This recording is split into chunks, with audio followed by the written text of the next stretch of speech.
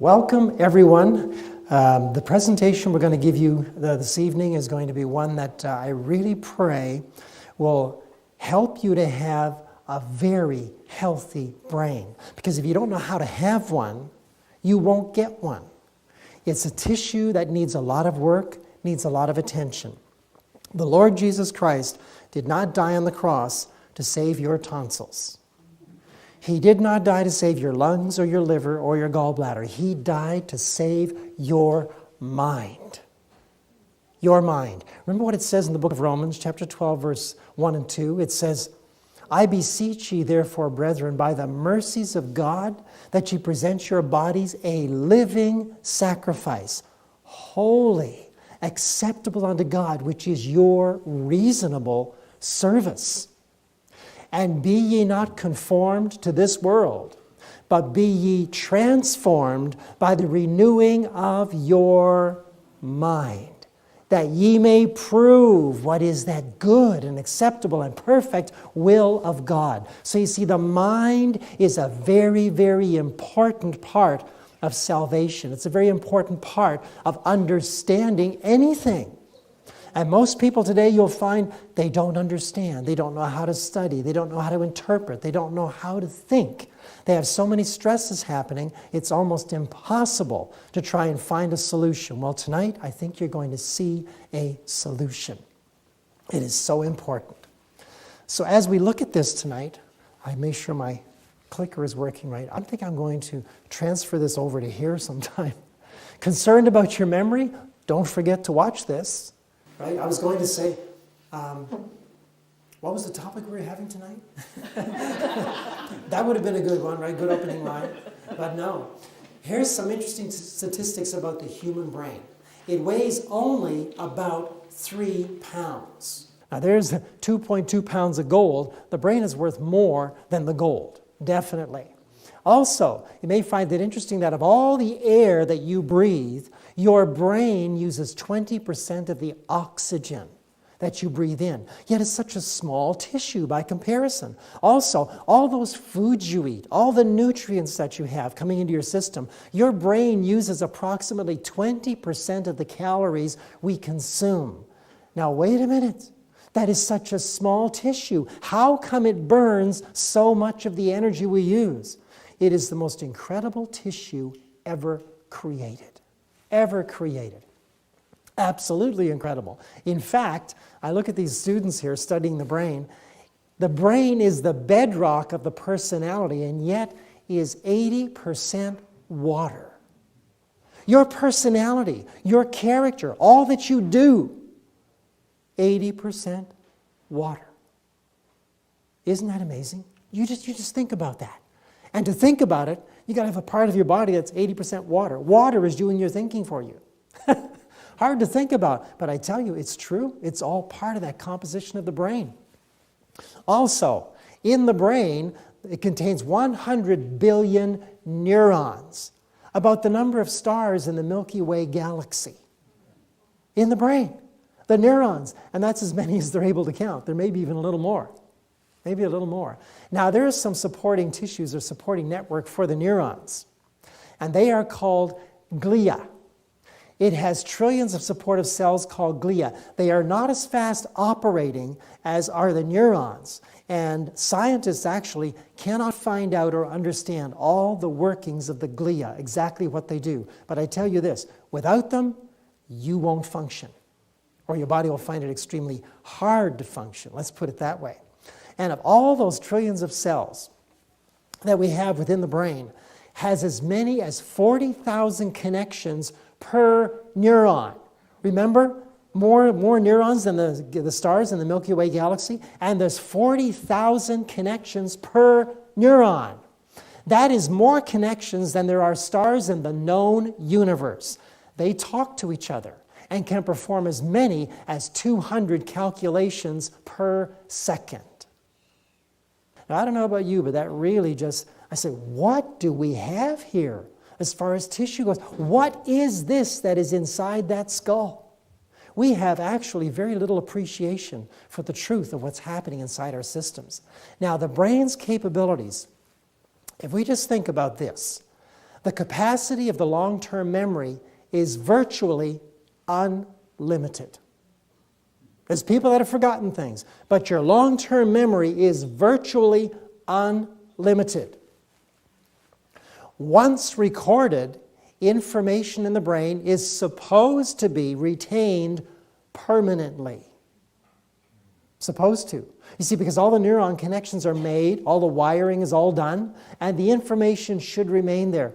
Why doesn't it? Why doesn't that remain?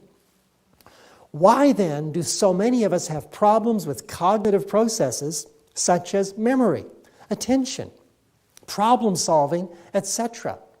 Why is it that what stops this incredible 3 pounds of tissue from working like it's designed to work? You're about to learn. And maybe you'll discover some of these things that you're doing or not doing, and you'll see why your brain may be not performing as good as it should be. I'm going to ask you for a letter here.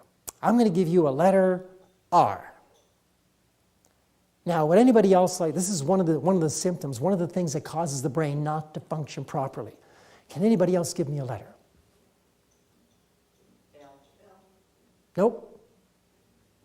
Somebody should have a buzzer. That's not it, right? No, try an S. Now can you figure out what the word is? That's pretty good. Want to buy a vowel? You got it. It's stress. Wow, stress. That is one key factor to the human body not responding, or the human brain not responding like it should be. Chronic or lasting stress releases certain hormones that have been found to kill cells in the hippocampus, one of the major memory centers located in the temporal lobes. Stress from having too much to do, day in and day out, or from having unresolved emotional trauma clearly hurts brain function. That's from Making a Good Brain Great by Dr. Daniel A. Mann. Now this is interesting because if I studied the work of Dr. Robert Sapolsky, he's studied over 30 years on baboons in Africa, on the savannah. And he discovered that when he thought about something like when a zebra is going to be attacked by a lion, it has about 3 minutes of stress. The hormones are running wild. But in 3 minutes, it's over. Either the zebra escapes or the lion has a meal. But either way, it's over. Do you realize that as human beings, we literally bathe our bodies in stress hormones throughout the day? Unlike the zebra, whom after it's chased and all of a sudden the stress hormone levels drop right down, we don't.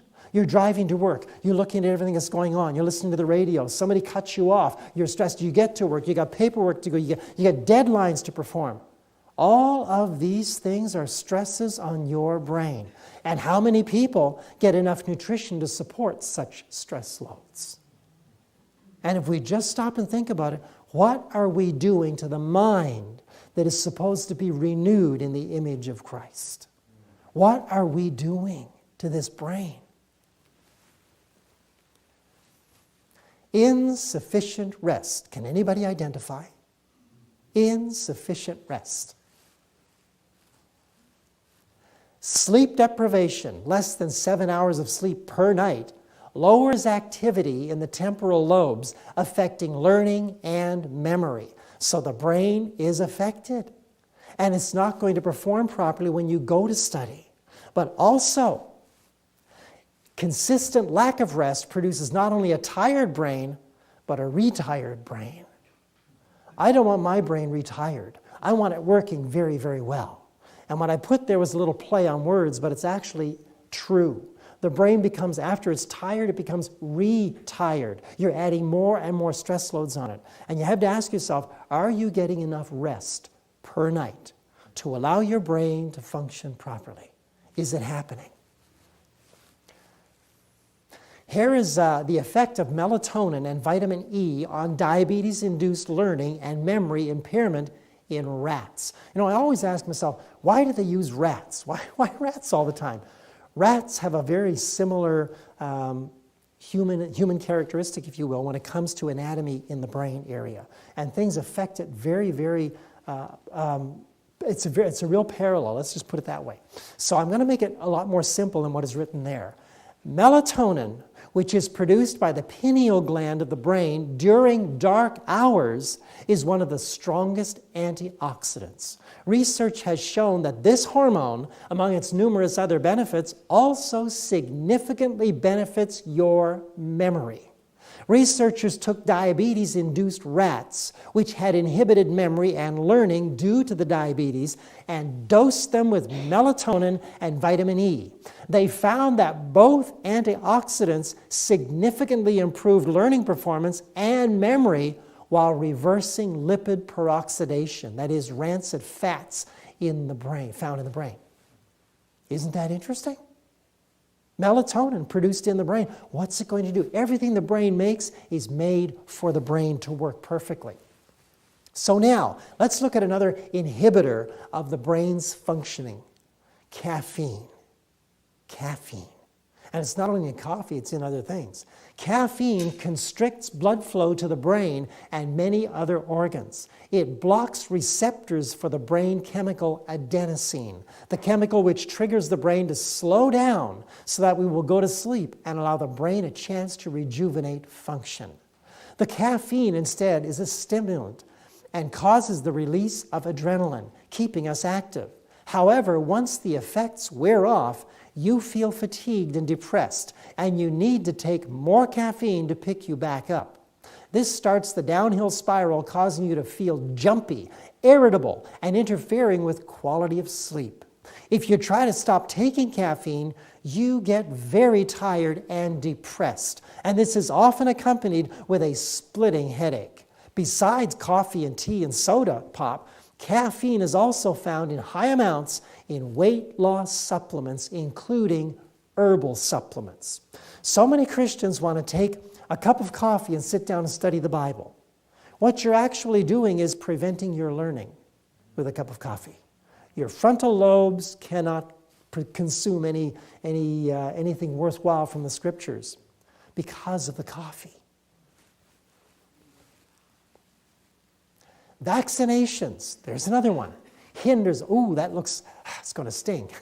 People who have had 5 consecutive flu shots increase their risk of Alzheimer's disease tenfold to those who had only 2 or less.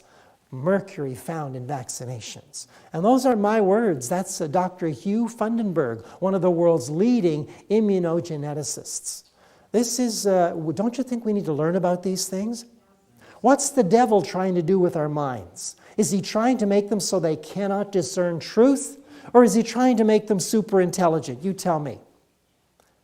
And he's going to use our appetites to dull the brain.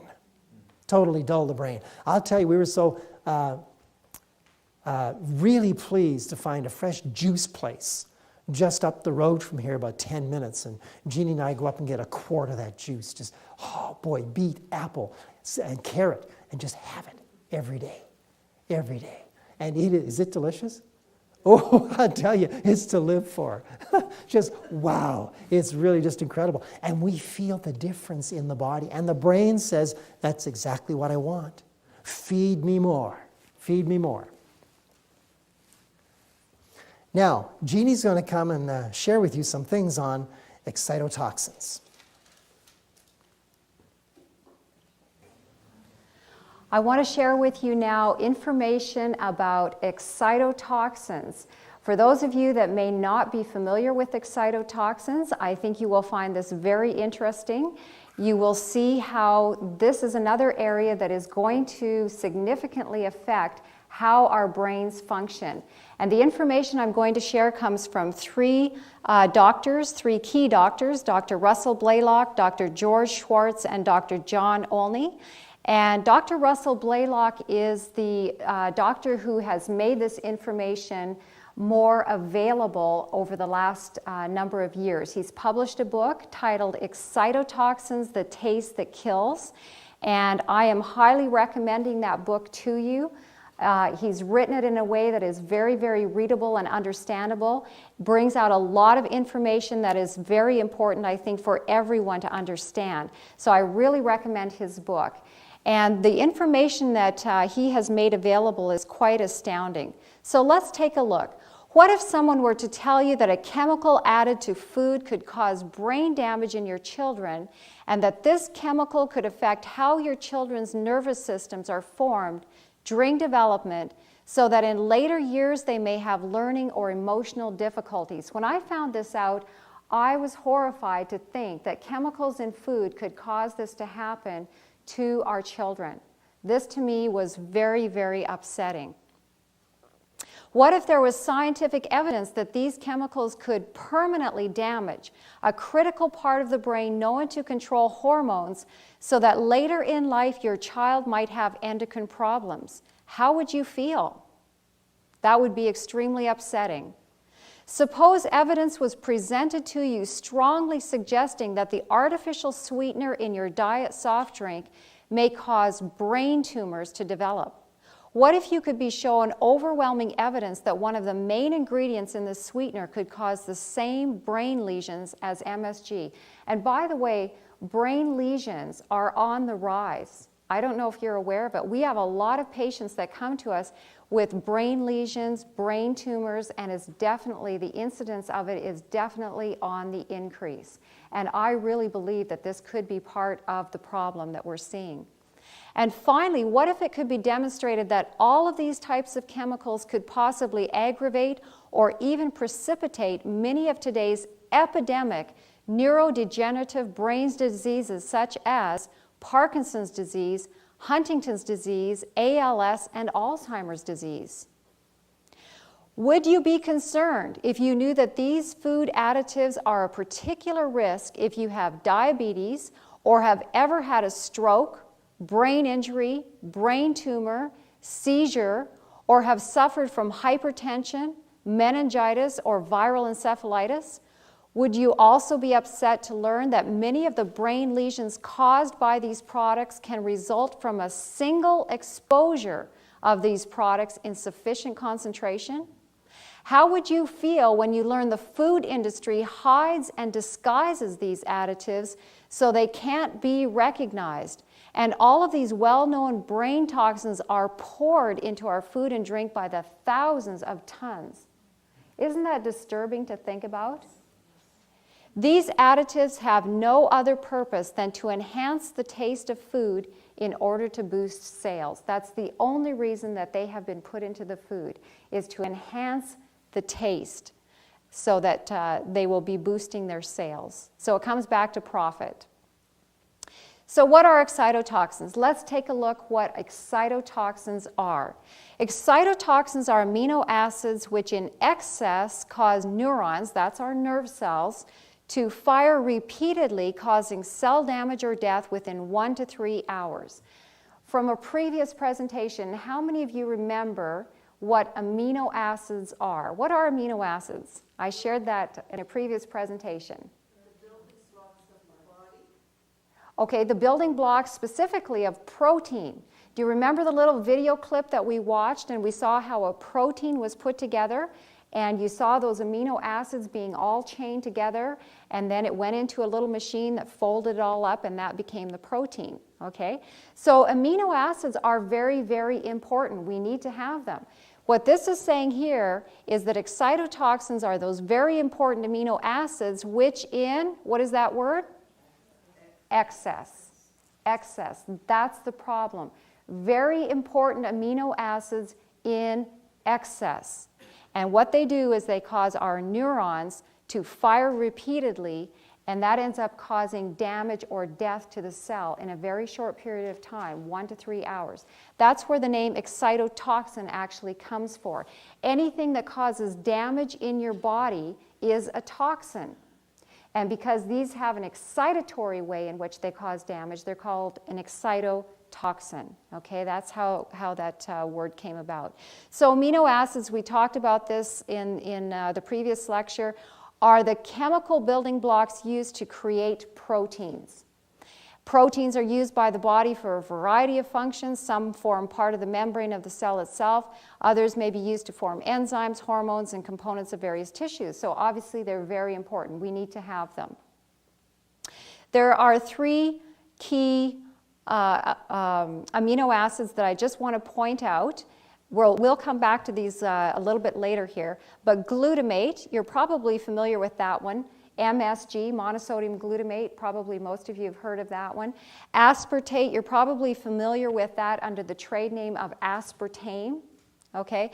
And then cysteine is one that you may not have heard of, but you've probably tasted. That's what gives a meaty kind of a flavor to things. So they will use it oftentimes in meat analogs, imitation meats, okay, because that helps give that kind of meaty, savory flavor. So these are 3 excitotoxins or amino acids that are functioning as excitotoxins when used in excess or consumed in excess in the body. And we'll see that here a little bit later.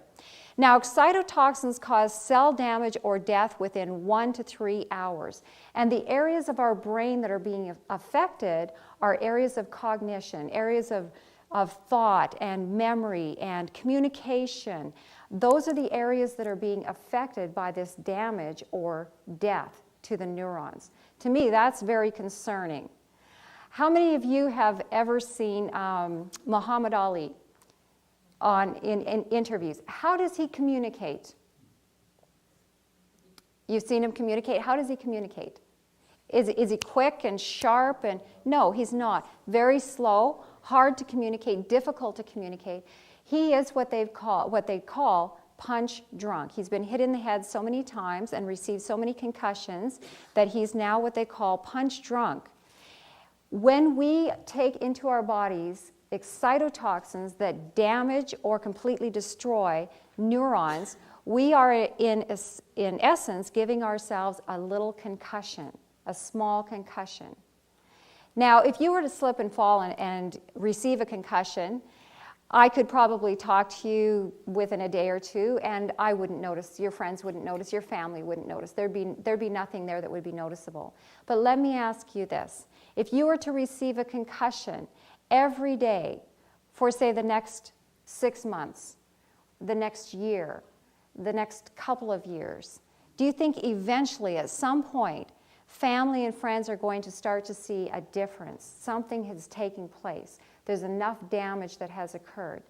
In time, this is what excitotoxins are doing to our brains. They're damaging or completely destroying neurons. And to me, that's very sobering. I don't have any extra that I want to get rid of. Okay, I want to share with you here, this is going to maybe seem a little bit technical, but there's a point that I want to make here, so just bear with me. Glutamate, we talked about glutamate, that it is an amino acid, which if it comes in excess in our body, it will be excitatory in its properties, how it reacts in the body.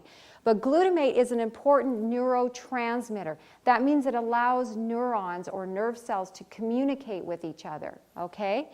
Glutamate is responsible for opening a calcium channel in the neuron so that calcium can move into the cell, and then this results in a number of reactions which stimulate connected neurons. In your body, in your brain, neurons do not connect physically with each other. There's a little space in between called a synapse, where one stops and the next one starts. Very small little space in there in between, but they don't physically connect with each other. It's very similar to cell phones. When you're on a cell phone and talking to someone, you're not physically connected with them, but you're connected with them. And it's that same type of an idea in your brain. There's not a physical connection there. So when that electrical impulse fires down that nerve cell, and by the way, your axons of your nerve cells are very long. They can be 3 feet long. They're very long.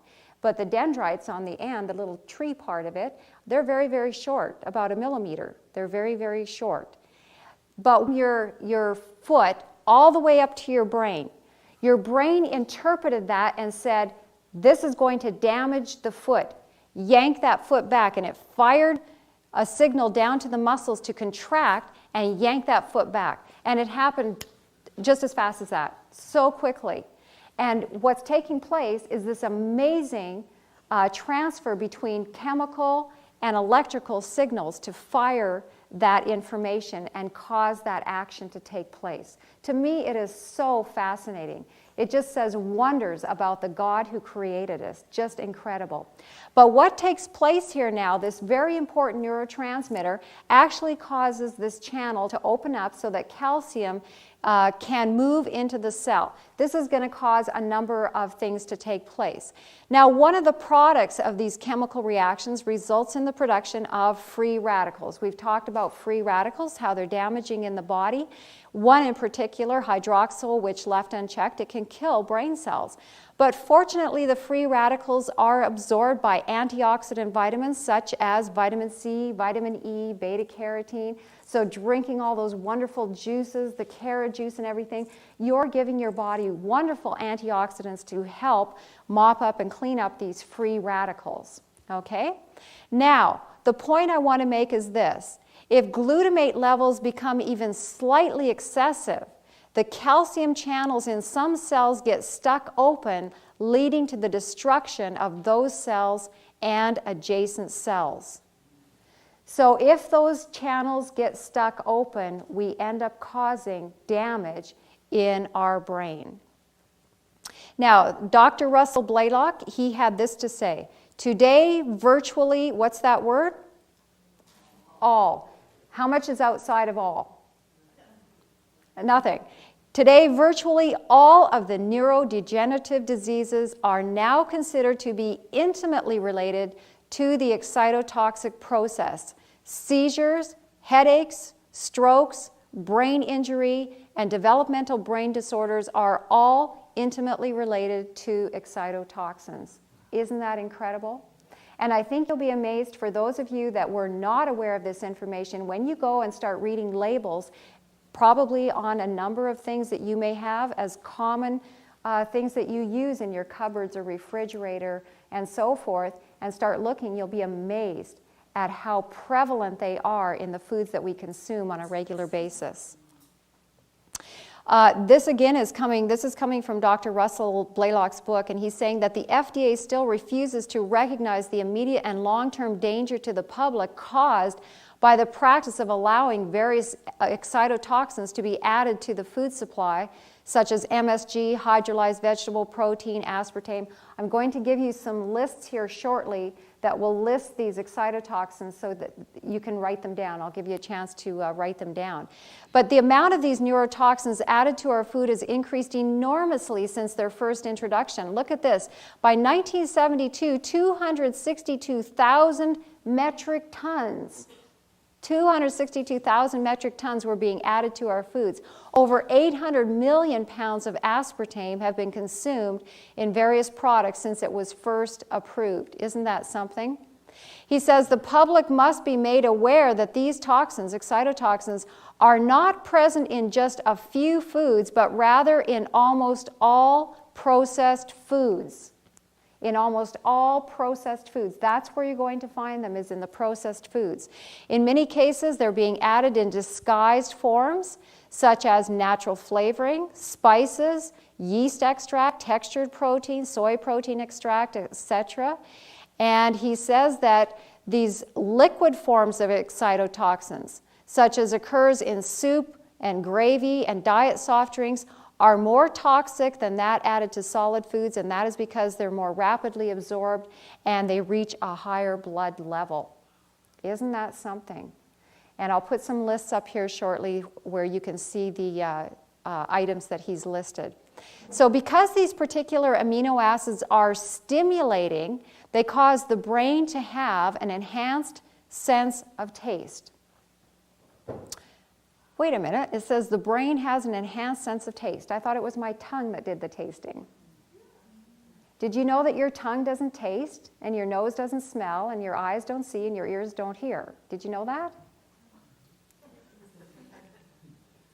It's true. Actually, these are just organs that communicate signals, and it is your brain that has to interpret this. It's actually your brain that tastes. It's actually your brain that sees. You can have eyes, but if it's not wired properly in your brain, you won't see. It's your brain that actually interprets the smell or the hearing. We have a friend of ours who, because of a little bit of damage that took place, though his tongue works fine and his mouth and teeth, everything works fine in there, but there's no taste. He can't taste the difference between different flavors because that little area in his brain isn't correctly working. Isn't that amazing? So manufacturers know that it's actually your brain that is interpreting or doing the tasting of these foods.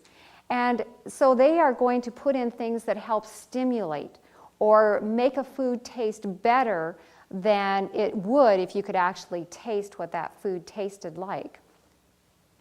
So foods which our bodies would tell us maybe didn't normally, they would tell us don't really taste good, suddenly they're becoming delicious. Now there's a whole sector of foods that this is very prevalent in, and that is in diet foods. Because you think about diet foods, you know, they take out the fat and the sugar, and really what you have left probably tastes a lot like cardboard. And so then they have to put something in there to encourage someone to want to consume it. And so they'll add things in there that make it taste good. And so people will look and say, wow, you know, whole chocolate cake, I can eat the whole thing. There's only 2 calories in here, you know, and they'll feel good about eating it. But meanwhile, they're doing damage to their brain. Not only that, I do want to just share this as kind of a side note, but these excitotoxins, which are often placed in things when they're removing out the fat and the sugar to reduce the calories in there, excitotoxins actually have been shown to contribute to weight gain. So even though you may be buying, you know, 0 Coke or whatever the case may be with no calories in there, it's actually going to cause weight gain to take place in the body. Very interesting. So foods which our taste buds would normally tell us did not taste good, they suddenly become delicious. Our brain is saying, hey, that tastes good, and so we go ahead and consume it. All right.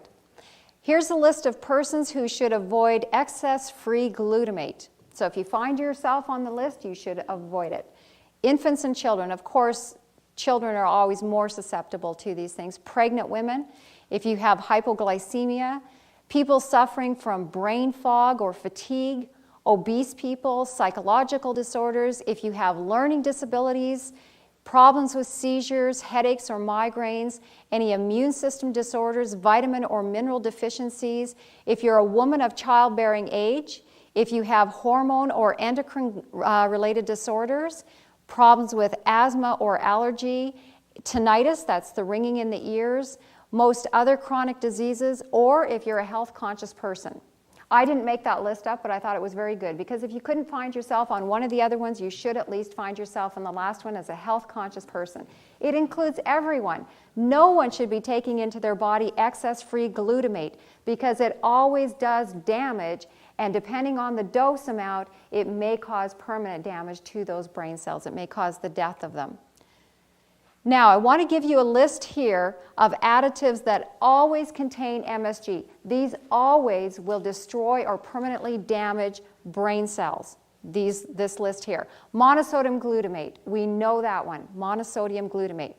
Hydrolyzed vegetable protein, actually anything at all that is hydrolyzed or autolyzed, you do not want to take. Even if you cannot remember the rest of it, if it's hydrolyzed or autolyzed, you don't want to consume it. I'm going to show you very shortly, actually, how hydrolyzed vegetable protein is made, okay? If it says plant protein extract, by the way, why can they say plant protein extract? Because that sounds very harmless, doesn't it? Plants are okay. We know we need protein.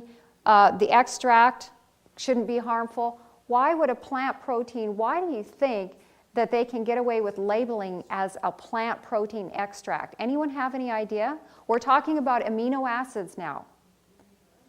Do you know where amino acids are made? Plants. Plants are making amino acids. So they can say plant protein extract, of course, because it's coming from the plant.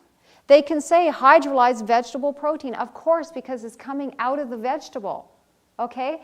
So the plants are making these wonderful amino acids that we need.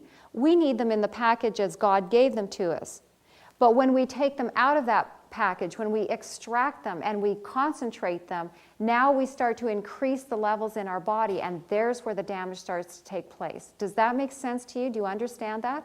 So when you see these very innocent sounding ingredients on labels, you'll understand where that's coming from, why they can label it that way, okay?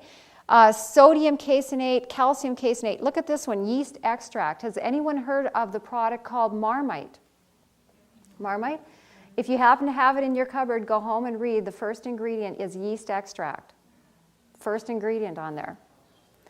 What about textured protein? Anyone here of textured vegetable protein? If you've heard of all the meat analogs, you know, Fry Chick and Big Frank's, and I forget all the names of all the meat analogs, but if you've heard of those, all of those contain textured vegetable protein. Autolyzed yeast, hydrolyzed oat flour, so anything autolyzed or hydrolyzed. So let's take a look now at how they actually make hydrolyzed vegetable protein. This is how they make it. If it's in an ingredient on a food that you're consuming, then you'll understand what it is that you're actually consuming. Let's take a look.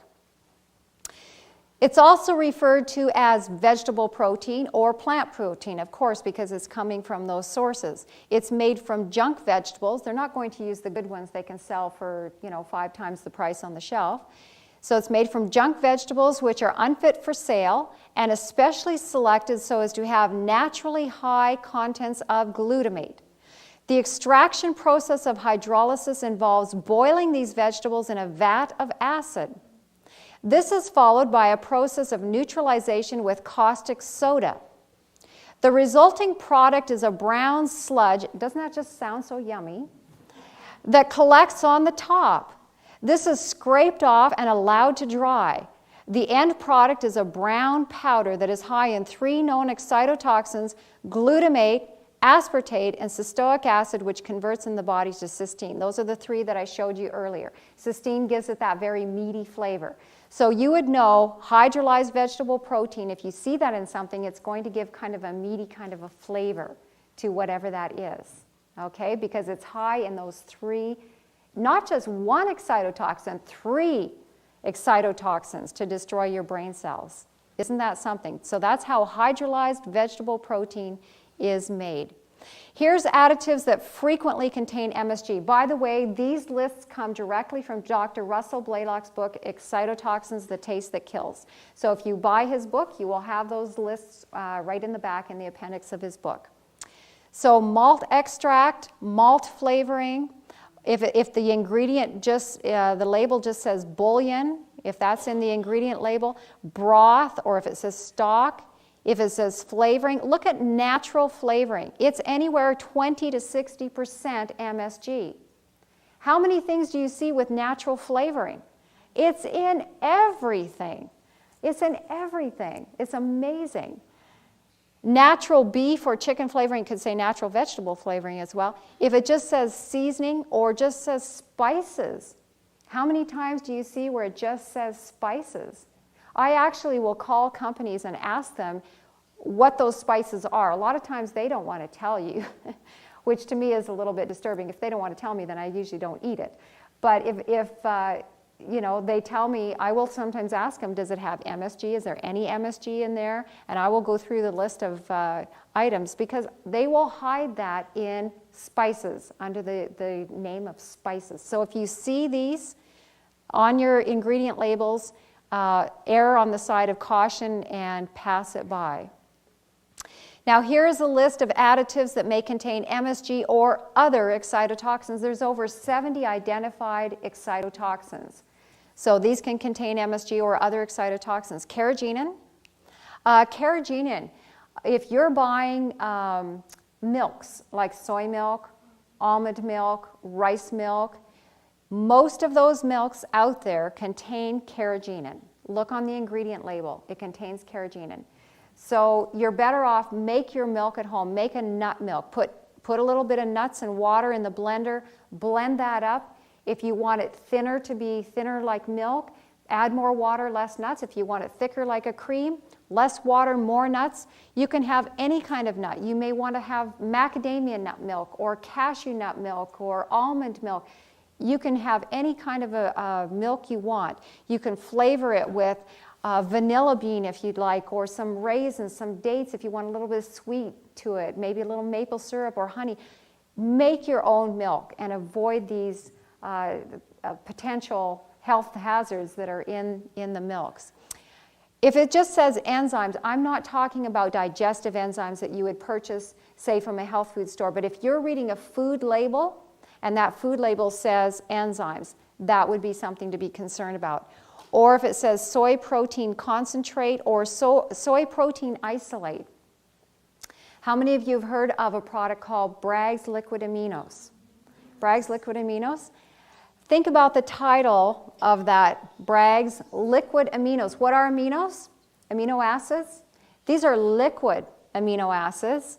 We just talked about Dr. Russell Blaylock shows that liquid amino acids are going to raise your blood levels much quicker, so they're more damaging in the body. Okay?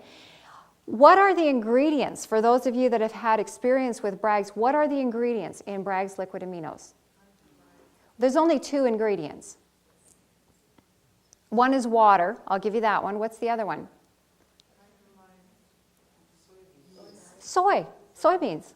Soybeans and water. Okay, soybeans and water. That's the ingredients. Have you tasted it? Okay, what does it taste like? It's very salty, isn't it? Very, very salty. Okay, how many of you have tasted what a soybean tastes like, just on its own? It's very bland, isn't it? It doesn't taste salty at all. It's very, very bland. How can you get a very bland bean, add water, and get it to be so salty? How does that work? That's my question. You know, math should be 1 + 1 = 2, right? You can't take something very bland, add water, and make salt. You should question that. Question everything. When I teach my classes, I tell people my goal is to make all of you label readers.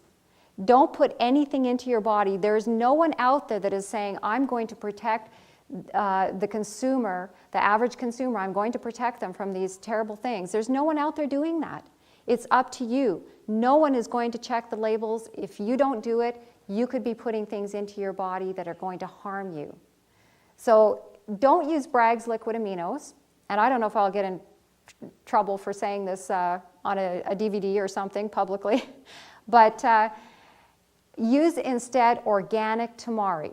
Organic tamari. And the reason I say organic, because as we talked about in our GMO presentation, soy is genetically modified, and so you want to make sure it's organic. So organic tamari. And don't use the Bragg's because you're going to expose yourself to excitotoxic process. Whey protein concentrate, that's another one there. So these are all additives that you want to avoid consuming. Make sure that they're not on the ingredient labels of things that you're consuming. This little thing here is really very not cooperative tonight. This is a quote from Dr. John Olney. He says, the amount of MSG in a single bowl of commercially available soup is probably enough to cause blood glutamate levels to rise higher in a human child than levels that predictably cause brain damage in immature animals. Isn't that something? He's saying in one bowl of commercially available soup, there's enough glutamate in there to cause the blood level to rise higher in a child than where they're seeing brain damage happening in immature animals. Again, I encourage you to be very careful on any processed foods that you're purchasing, because it's the processed foods where the excitotoxins are contained, and that's where you're going to have the damage. This comes from Counsels on Diet and Foods, page 150. Satan is constantly on the alert to bring the race fully under his control. His strongest hold on man is through the appetite, and this he seeks to stimulate in every possible way. And I fully believe that that he is working to destroy our brains, the medium of communication between us and God. So we need to be very, very careful. Now, Rudy's going to share with you some ways that you can protect your brain. I'm going to show you something that's going to really build your brain. Because we've seen some of the things that destroy the brain. Let's work at rebuilding it, shall we? I always find this so exciting to think about, even and to do. And that is this. We're going to start putting the brain together. Zip, make it work absolutely perfect. Look at the work here done by a professor at UC Berkeley. Her name is Dr. Marion Diamond. During decades of research with rats, they're the rats again, right? UC Berkeley integrative biology professor Marion Diamond discovered fascinating insights into how brain function can be improved. Are you interested? I sure was, and these things work. Absolutely amazing. So her research revealed that the level of enrichment in a rat's environment can alter the rat's neurological structures. In plain English, if you surround yourself with brain-enriching activities, guess what happens to your brain? It grows. It develops new neurons. It develops new cells. They thought the brain was just there kind of dormant, but it's actually very exciting to know the brain can actually be rebuilt. You know, as we focus on different things, our brain starts to develop in those specific areas. If it's music, somebody will develop a great musical lobe in the frontal lobes of the brain. But you can't have an imbalance of things. The brain was meant to be mathematical, musical, artistic, all of those things. Also, Dr. Diamond's observations consistently showed that the more playmates and toys a rat had, the larger its brain structures consequently grew. Have you surrounded yourself with brain-growing people and things? It'd be a good thing to do so, wouldn't it? And friends that will enrich your intellectual capacities. Don't talk about the neighbors or bad things about people. A rumor is the speedy transfer of near-accurate information, and it doesn't do much to enhance the brain's development. You know what? Old age is when your broad mind and your narrow waist change places. So what you need to do is start developing that brain. Don't stop learning. Keep on learning. And that way you'll be a blessing to your family and your friends. Our brain also needs exercise through mental workouts. UC Berkeley researchers advise that if you want a bigger, more active brain, take a lesson learned long ago from laboratory rats. Why do we have to study rats to find out about ourselves, right? Just amazing. And stimulate your nervous system with enriching activities and interpersonal contact. Really exciting. Now here's something from the spirit of prophecy. Backs up this statement. Well, actually the statement backs up the statement. Mental activity will produce health. And this is better than a sluggish, disorderly, untrained mind. Many become worthless as ministers after advancing in age. Had they worked the brain, they would have been fruitful in old age. And working the brain does not mean studying. That's not the only way to work the brain. Do you know the absolute best physical activity to work your brain is? What the best physical exercise is to work your brain? Ping pong. Ping pong is incredible for working both hemispheres of the brain, developing motor skills, developing mathematical skills, because you're doing all kinds of mathematical equations when you're trying to get that ball. And here's the key. From a Christian standpoint, don't try and put the ball where the other person can't hit it. Okay? That's not Christian. Have you noticed that God doesn't take advantage of our weaknesses? What does He do? He defends our weak points. He seeks to protect us. But what does the devil do? The devil seeks to get our weak points and take advantage of us. So now when you're playing ping pong with that other person, like Jeannie and I play, we try to keep the ball on the table. Now that's a whole different attitude. It's the same thing if you were doing volleyball. Don't try and hit the ball where the other team's going to lose. Try and hit it to the weakest opponent so they can have a chance to hit it.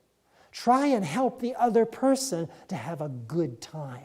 And in doing so, you're going to develop a greater brain than if you developed aggressiveness. You know, God is a God of peace and love.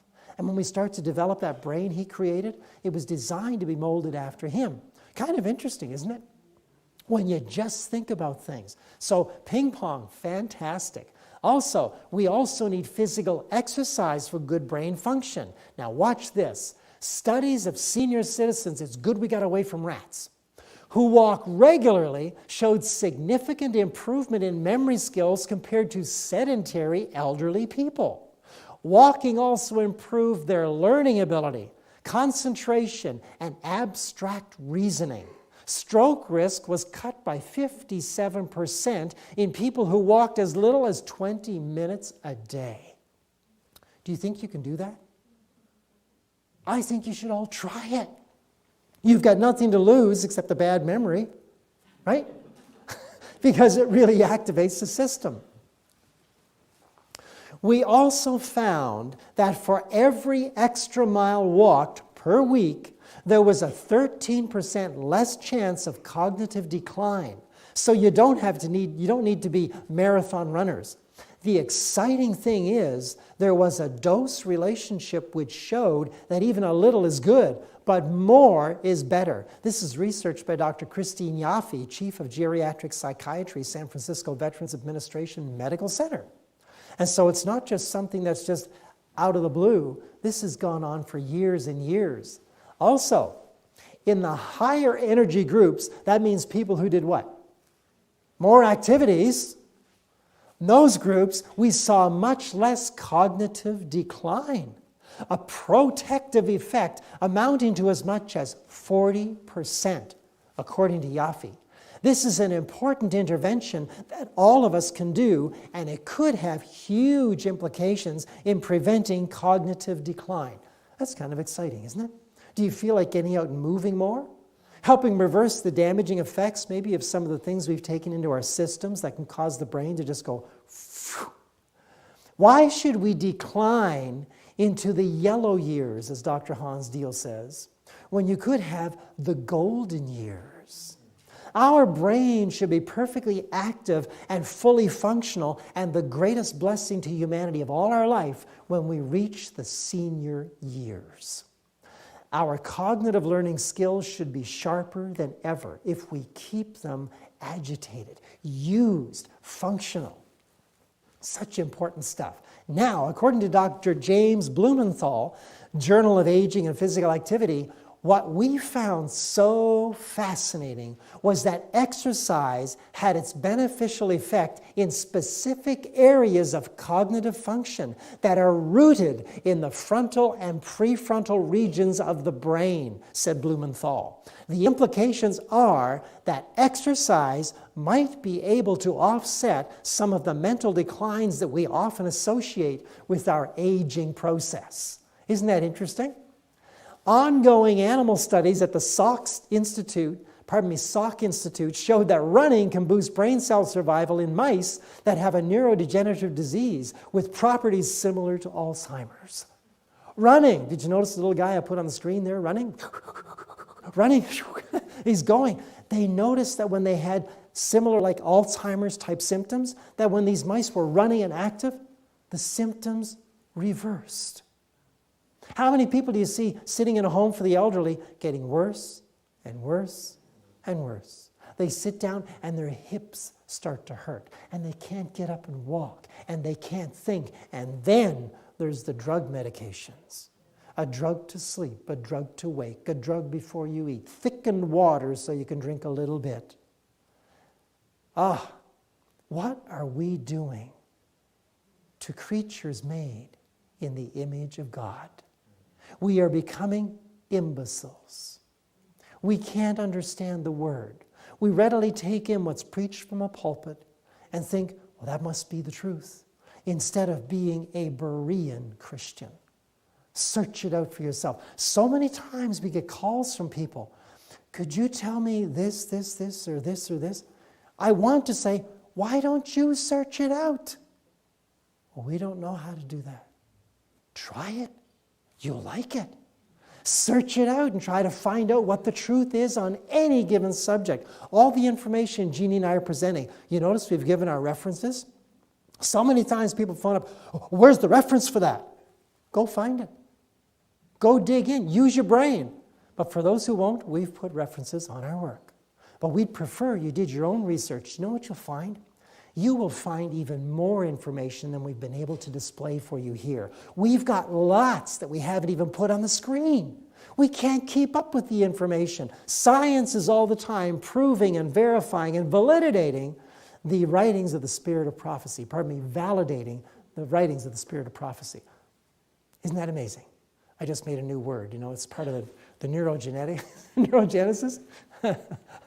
Okay. Well, if you take a look at this now, when these mice are sedentary, it appears that most newly born brain cells die. We don't understand that fully, but it probably has something to do with an inability to cope with oxidative stress. Not enough exercise, not enough oxygen coming in, said Carol Lee Barlow, a Salk assistant professor and lead author of the study. Running appears to rescue many of these cells that would otherwise die. That's rather interesting. Furthermore, the miles logged correlated directly with the numbers of increased cells. She said it's almost as if they were wearing pedometers, and those that ran grew more cells. I'm going to repeat that. Those that ran grew more cells. You don't have to run, but the rats were running, the mice were running. You need to move. You need to do things that cause blood flow to go pulsing through the brain. Does that make sense to you? I hope it does. Wow. It's exciting. Now, A Solemn Appeal, 1870. This was written about children who had no memory to speak of, or could not remember things very well. She said this, "Have you not been astonished at their wonderful forgetfulness? The most simple and oft-repeated directions would be soon forgotten. They might be quick to learn, but it would be of no special benefit to them. The mind would not retain it. What they might learn through hard study, when they would use their knowledge, is missing, lost through their sieve-like memory. Have you not noticed their reluctance to engage in active labor, and their unwillingness to perseveringly accomplish that which they have undertaken, which taxes the mental as well as the physical strength? The tendency of many is to live in indolence." The dear prophet walked a mile every morning before breakfast and kept the brain active. And we ought to do the same. Whose glory is at stake here? Humanity's or God's? God never sleeps and he never slumbers. He knows our needs, and one of them specifically is movement. Movement is necessary. You've got one brain but over 600 muscles. Which should you use most? 600 muscles. And you know, it's absolutely fascinating because the more you are physically active, the better your brain skills are. So now, your ears, I should say your brain is not made to keep your ears from rubbing together. Your brain was made to be used. And if you look at all these senses right here, the senses are simply all the organs of communication. They are communicating to the brain. That's what they're for. So, neurobics is a unique system of brain exercises using your 5 physical senses and your emotional sense in unexpected ways that encourage you to shake up your everyday routines. They are designed to help your brain manufacture its own nutrients that strengthen, preserve, and grow brain cells. Did you catch that? Strengthen, preserve, and grow brain cells. Wouldn't you like to have a new brain? The opportunity is yours. You can grow new brain cells. Have a new brain. I'm going to show you what some of these neurobics are. The ears feed the brain. The eyes feed the brain. The touch feeds the brain. The mouth feeds the brain in more ways than one. The nose feeds the brain as well. All these senses are involved. You know, your senses are like 5 rebellious children, and your brain is the adult. And most times the 5 rebellious children get their way. You're walking through the store, you see something you know you shouldn't eat, but what does the tongue say? Oh, we've been good for the past 3 weeks. Why don't we have some of that? And the brain says, now calm down. That will hurt me. And the stomach says, or the touch says, I remember what it felt like when we moved it up to the mouth, you know. And the nose says, oh, I remember the smell of that coming out of the oven. And the brain has to say, that's it. Go to your room, all of you. You rebellious children, just go. And you've got to take them somewhere else. Now, Jesus said, a man's enemies shall be they of his own household. I'm going to apply that to our senses. They are the members of your household, 5 rebellious children. But they can be used to make a better, greater, more perfect brain if you make them obey. And you can. You can. Does it take effort? You know something? You may try and fail. But I want to tell you this. Every single person who has a success, every success, guess what happens before you get success? Failure.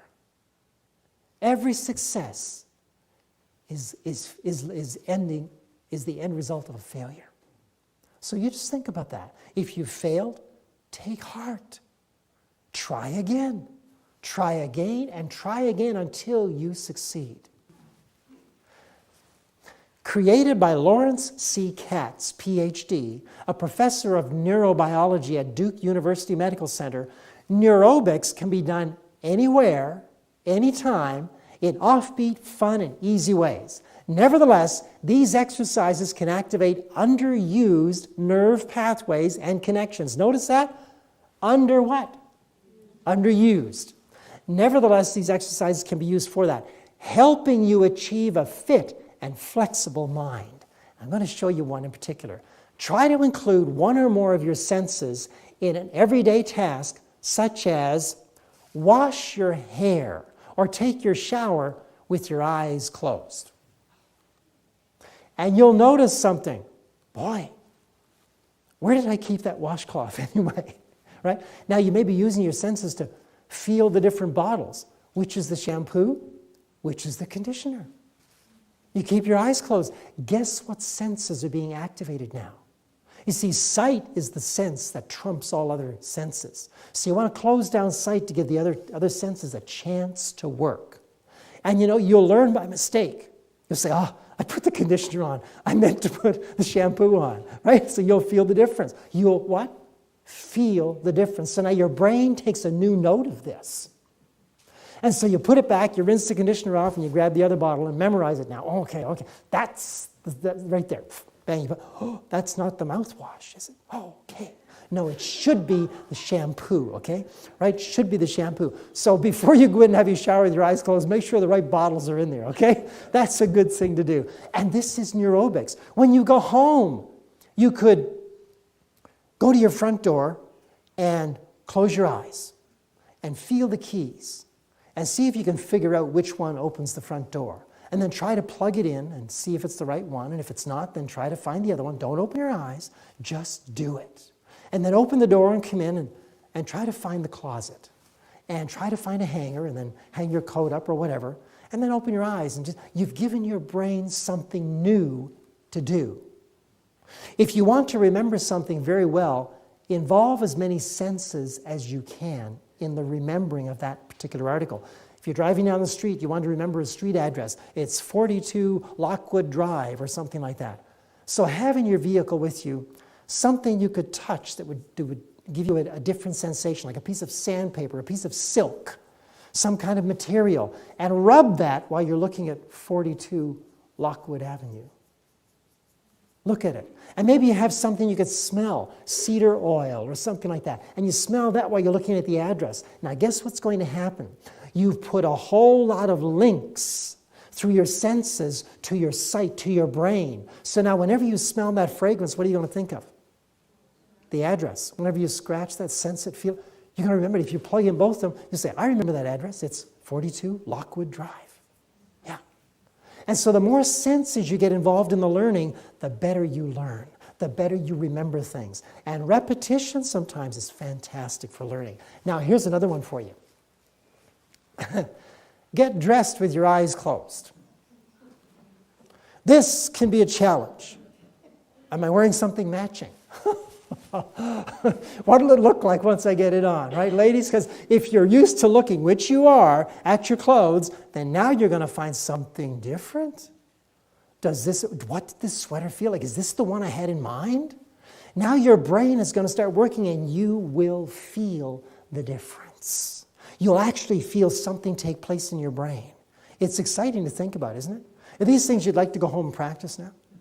You just think about it, isn't it? You want to get your brain going. That's what Christ died to save, your mind, your brain. That 80% of water that is you. All right, share a meal and use only visual cues to communicate. No talking.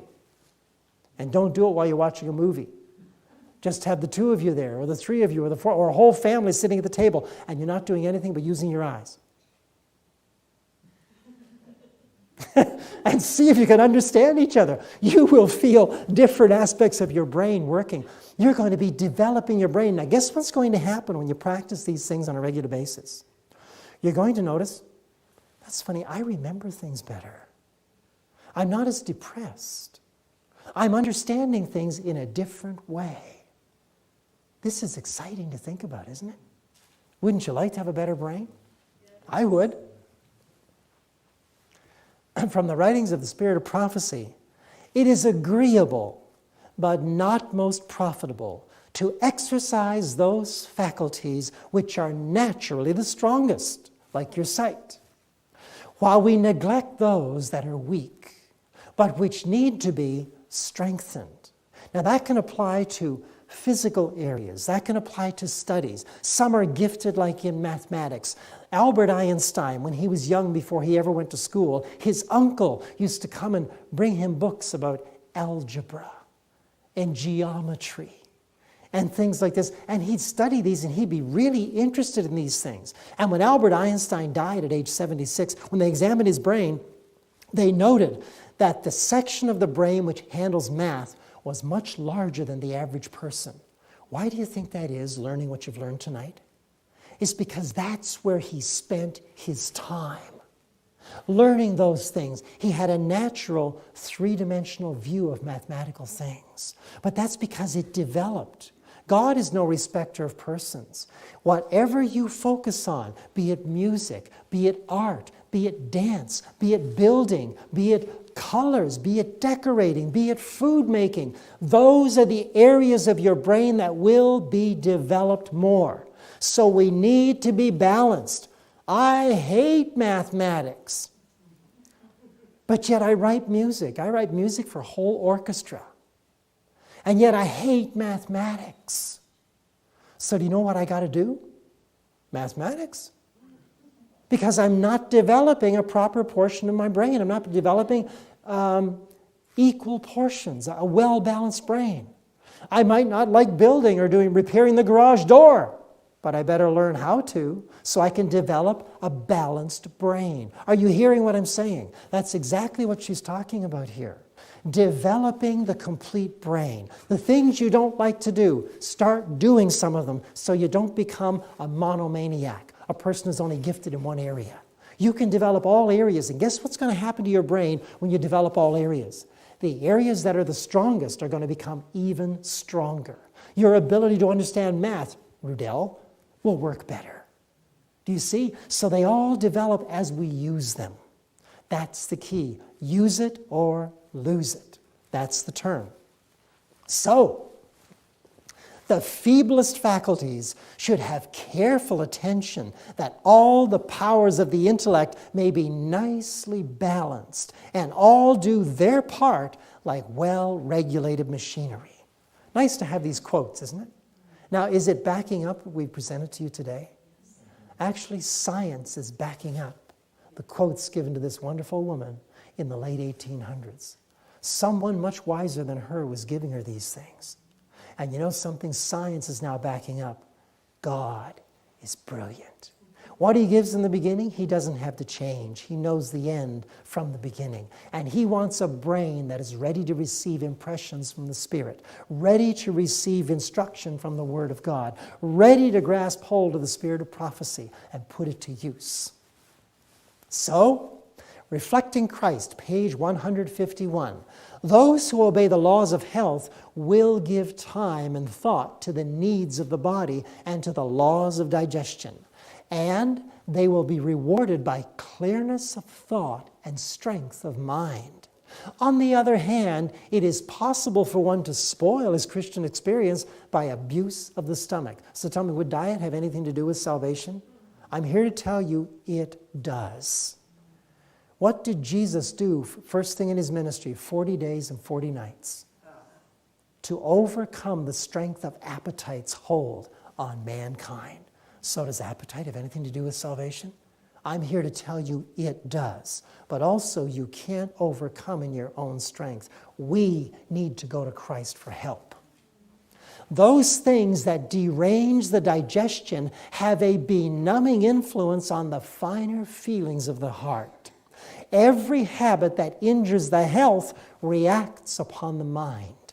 That time is well spent, which is directed to the establishment and preservation of sound physical and mental health.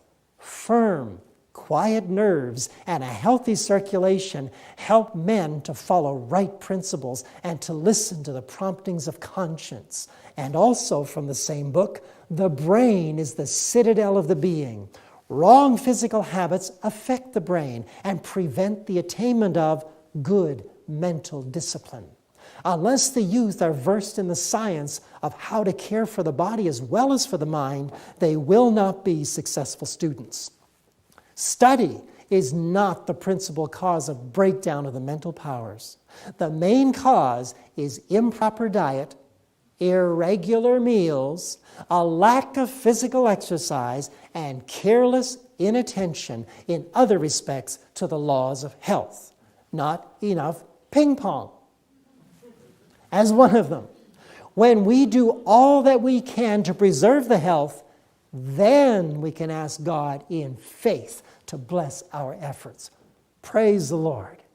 I'm thankful to have such writings. It's absolutely thrilling to me. Now, here are 7 rules for a healthy brain.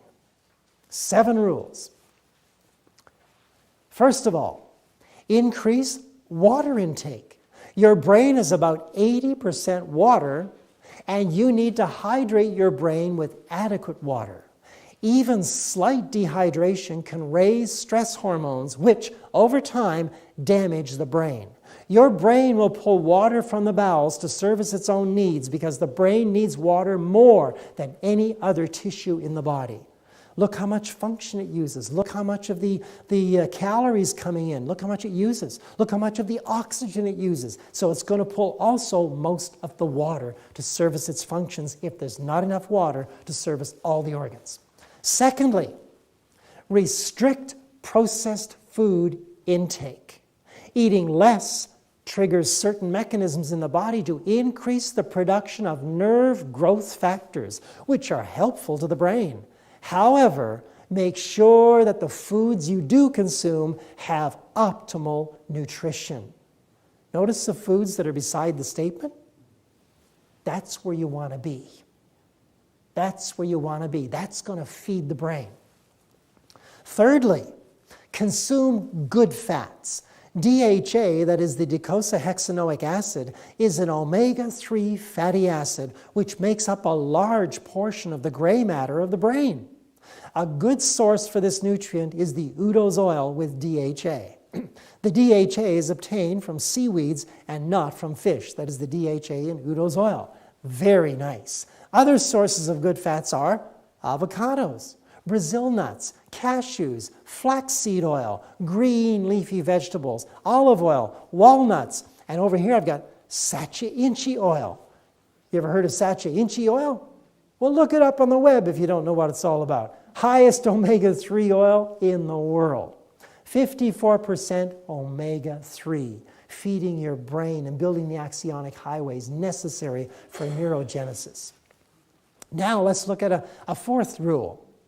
Keep a proper balance of carbohydrates, protein, and good fats. If you have a nice vegan diet with lots of raw foods, you're getting all of these without even thinking about it. Kind of nice. Choose 24 brain-healthy foods each week and incorporate them into a menu plan.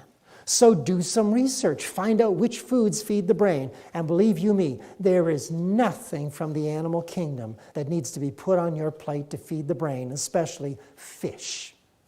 That's nonsense. It doesn't even make sense. You can get your nutrients better from flaxseed oil or Sachi Inchi seeds or any of that, better than from the liver of some dead old fish.